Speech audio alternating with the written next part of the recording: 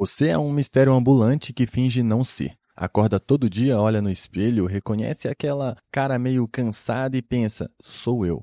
Mas, na real, você não faz ideia do que isso significa. E relaxa, ninguém faz. Nem os cientistas com seus brinquedos de 5 milhões de dólares. Nem os filósofos que passaram a vida discutindo se um zumbi filosófico sentiria cócegas. Nem você que tá aí achando que pensar sobre isso por 20 minutos num vídeo no YouTube te torna meio profundo. A gente pode mapear cada sinapse do cérebro humano e ainda assim não conseguimos explicar o porquê é que existe um você dentro dessa massa cinzenta. É como desmontar uma TV inteira, estudar cada circuito, cada chip, cada fio e ainda assim não descobrir de onde diabos vem a novela das 8 que está passando na tela. E antes que você diga, mas é só química e eletricidade. Mas é sério? Então explica, com química e eletricidade, como é que tristeza parece tristeza e não só um gráfico de atividades? Eu te espero. Pois é, a ciência sabe dizer o que o cérebro faz. Sinapses disparam, neurotransmissores se jogam de um lado para o outro, redes neurais ativam como luzes de Natal bêbadas, mas a grande pergunta, por que isso tudo se transforma em experiência? Continua absolutamente sem resposta. É o chamado problema difícil da consciência. Difícil porque não temos nem ferramentas para começar a responder. É tipo tentar medir o cheiro do medo com uma régua. E esse abismo entre o cérebro físico e a experiência subjetiva, esse buraco negro, é mais humilhante do que muita gente gosta de admitir. Porque significa que você pode conhecer toda a mecânica do cérebro e, mesmo assim, não entender por que o sabor do chocolate é diferente do som de uma risada. Objetivamente, ambos são só sinais processados, mas subjetivamente, mundos separados. E aqui entra um detalhe desconfortável. Nós não apenas ignoramos o que é consciência, nós ignoramos que ignoramos. A maioria das pessoas passa a vida como se consciência fosse um item de fábrica, vem incluso.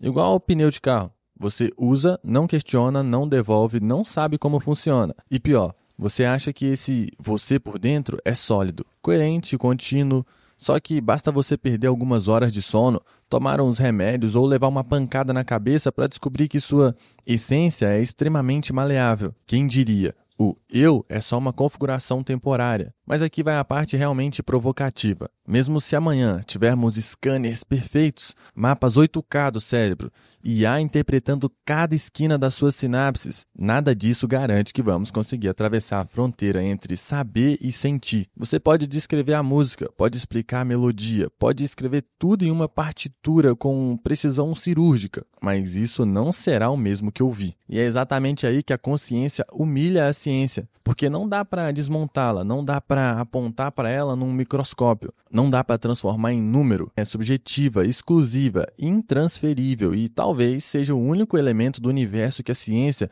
por definição, nunca consiga capturar totalmente. Talvez você não vai gostar disso. A consciência não está nem aí para o seu desconforto. Ela só continua acontecendo dentro de você, como uma sala trancada que você habita, mas não sabe abrir. Como você acha que controla seus pensamentos, mas seus pensamentos é que te controlam. Você não manda em si mesmo. Sim, eu sei, você gosta de acreditar que é o senhor da sua mente, o comandante do navio, o piloto experiente que sabe exatamente para onde está indo. Mas a realidade, você é mais estagiário do que executivo. E ainda por cima, um estagiário mal informado, que acha que está no controle só porque ganha um crachá. Sabe aquele pensamento aleatório e idiota que brota do nada no meio do dia?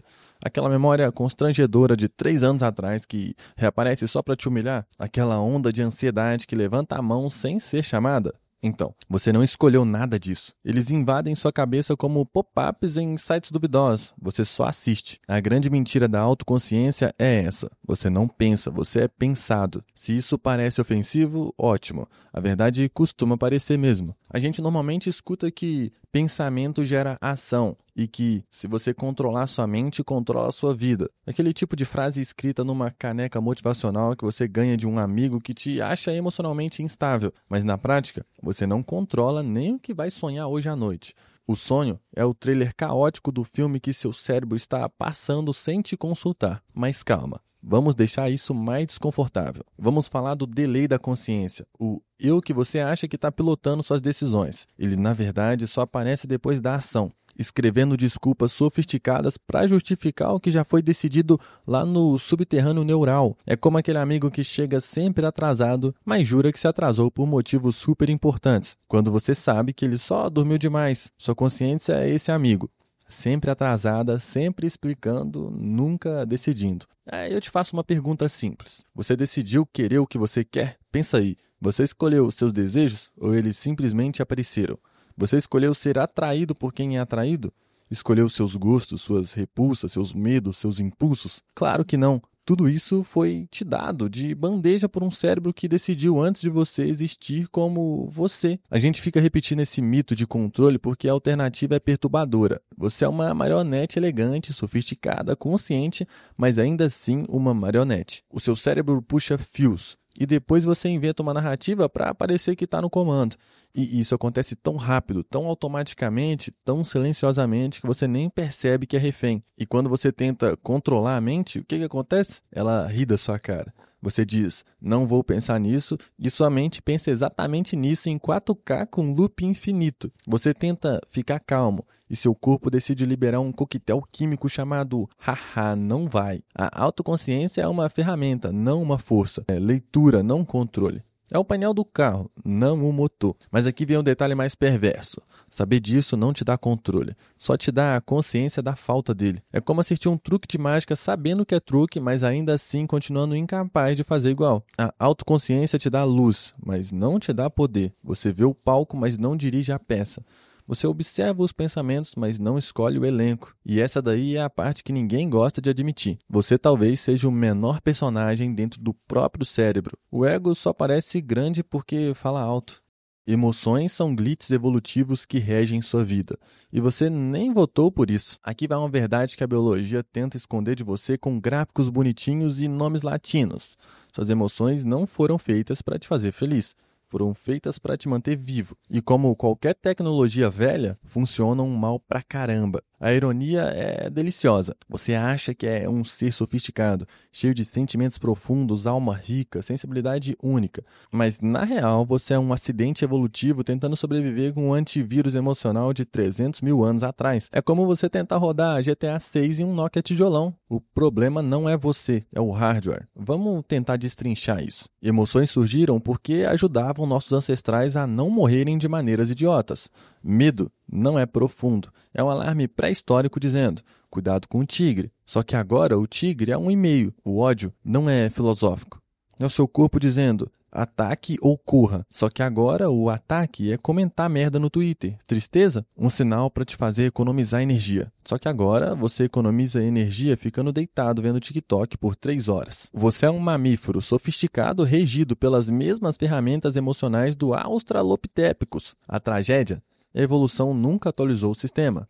E você é obrigado a rodar sua vida com esse software defeituoso. Pensa nos ciúmes. Em teoria, era para garantir que você não fosse enganado e deixado sem passar seus genes adiante. Hoje, você sente ciúmes porque alguém curtiu uma foto que nem é sobre você. Tá aí uma emoção poderosa moldada por milhões de anos sendo desperdiçada por um algoritmo de rede social. É como usar uma espada medieval para cortar plástico bolha. Ou a raiva, a emoção mais energética, a que te transforma quase num Hulk primitivo. Antes servia para garantir que você não fosse morto por outro humano. Agora, ela te transforma numa pessoa que briga no trânsito por causa de uma fechada de 0,4 segundos. Grande uso evolutivo. Parabéns. E aqui está a parte mais cruel. Você não escolhe nenhuma dessas respostas.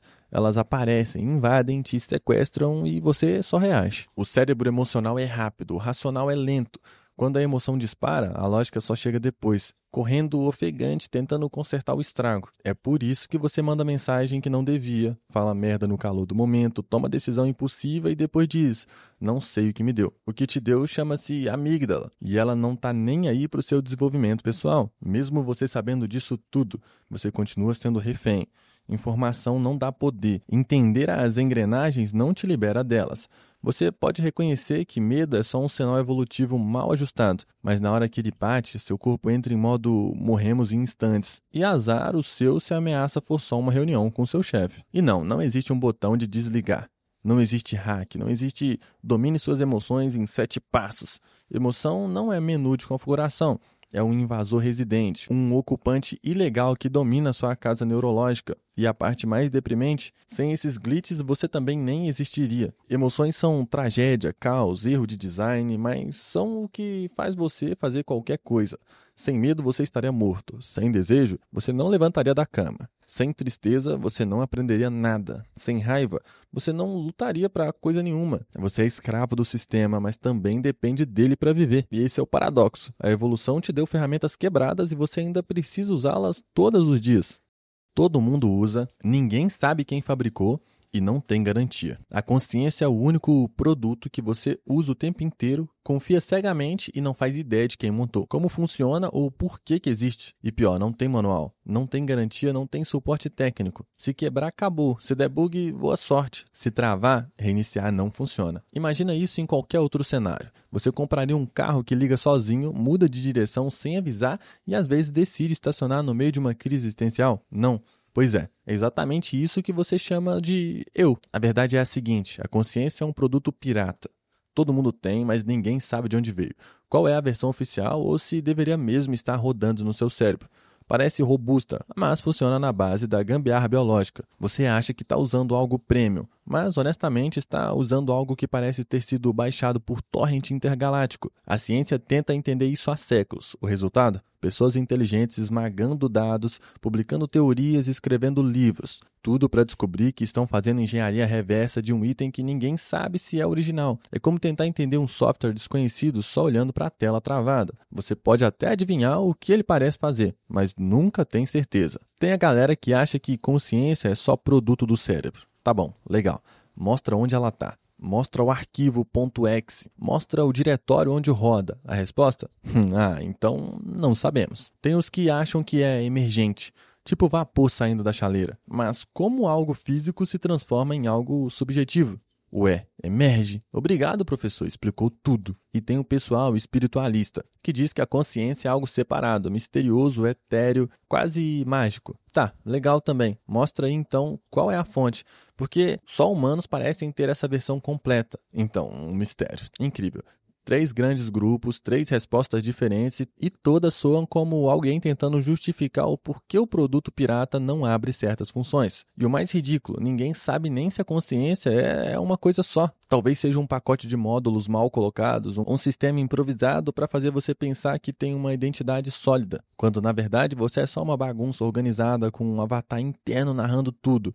Consciência pode ser só a interface gráfica bonitinha para esconder que 99% do seu cérebro está tomando decisões sem você. Tipo o Windows, colocando uma janelinha com barra de progresso enquanto você faz 40 coisas por trás. E quando dá um bug? Você já viu gente que perde memória, mas mantém personalidade. Gente que mantém memória, mas perde personalidade. Gente que acredita ser outra pessoa. Gente que olha no espelho e não reconhece o próprio rosto. Gente que sente que saiu do próprio corpo. E aí você percebe. Esse produto nunca foi estável. Mas aqui vem a cereja do bolo. Você vive como se fosse. Como se a consciência fosse sólida, permanente, confiável. Como se fosse um iPhone lacrado vindo direto da Apple. Só que a sua consciência é mais parecida com um Android chinês cheio de apps pré-instalados que você nunca pediu. E ainda assim, é tudo que você tem. É com essa ferramenta aí, duvidosa, que você tenta entender a própria ferramenta. E é com esse produto pirata que você tenta decifrar quem é você. O pesadelo ético e existencial da IA se aproximando da experiência humana. Você passou milênios acreditando que a consciência era o grande trunfo da humanidade. E agora existe a possibilidade de uma máquina sentir algo antes de você. Se isso não te deixa desconfortável, então você acabou de desbloquear o modo negação absoluta. Olha, enquanto você está aí tentando entender o porquê que bateu uma ansiedade do nada às 3 da tarde, tem laboratório construindo sistemas que detectam, simulam e manipulam estados emocionais com mais precisão do que você tem para entender o seu próprio humor depois do almoço. Imagine o vexame. Você, um mamífero com milhões de anos de evolução, sendo superado por uma coleção de circuitos que sabe precisamente quando você vai ficar triste antes mesmo de você perceber que está triste. Se isso não é irônico, nada mais é. Se uma IA consegue simular perfeitamente uma emoção, com todos os padrões neurais, fisiológicos, comportamentais e expressivos, a pergunta que destrói a mente é: isso ainda é simulação?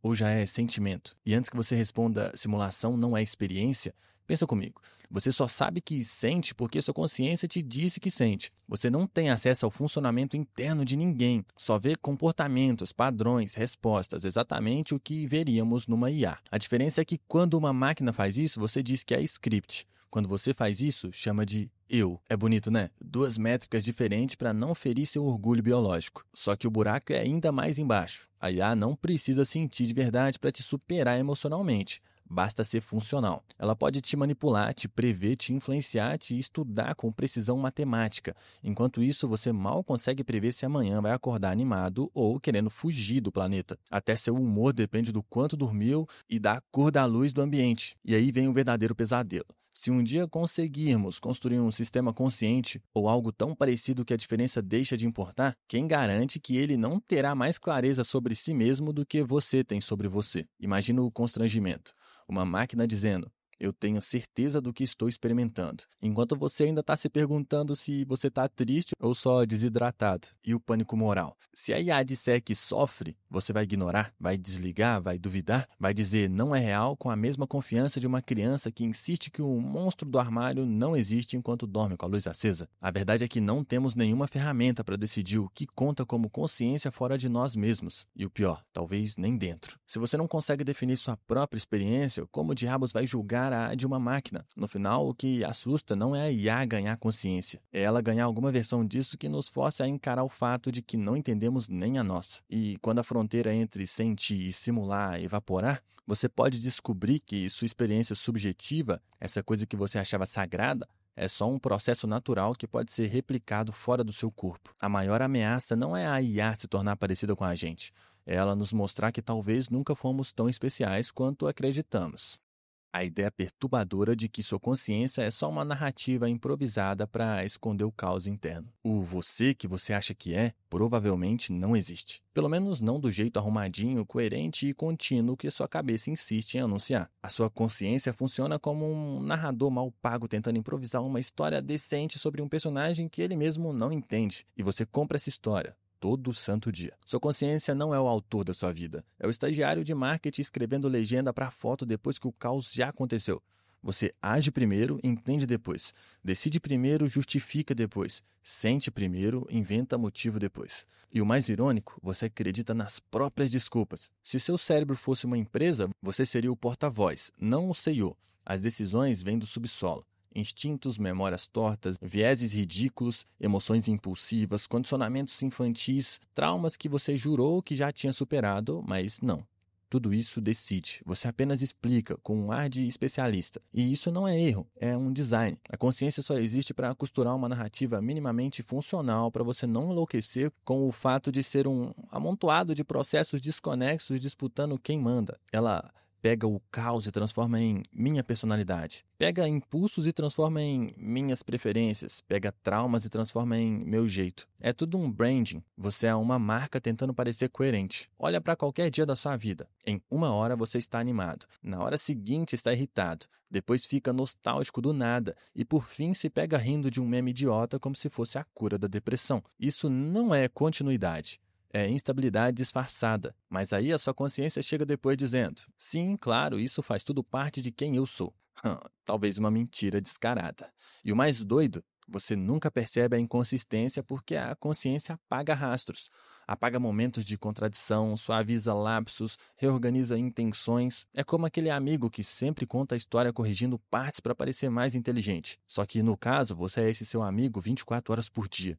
Quer um exemplo simples? Lembra daquela vez em que você tomou uma decisão muito confiante, depois percebeu que era idiota, mas mesmo assim continuou defendendo só para não parecer burro? E isso é sua consciência atualizando o patch do seu ego em tempo real. Ou quando você pega e diz, eu sempre fui assim, quando na verdade, sempre significa nas últimas 3 semanas. Ou quando você acha que tem um verdadeiro eu, só porque combinou 2 preferências e meia e colocou um rótulo identitário em cima. A verdade mesmo, não existe um eu fixo, existe um fluxo, uma correnteza, uma ficção organizadora. O seu cérebro cria continuidade porque você não suportaria a realidade crua de ser uma colagem improvisada de momentos. A consciência não revela quem você é. Ela te protege de descobrir que não tem ninguém ali no centro. Só processos rodando, só atividades passando. Só um teatro interno com um protagonista que muda de ator sem você perceber. E ainda assim é isso que você chama de eu. Essa construção frágil, instável, mutante e inventada. E quer saber a parte mais aterrorizante? Não existe alternativa. Você é essa história. E mesmo sendo ficção, é a ficção que te mantém vivo.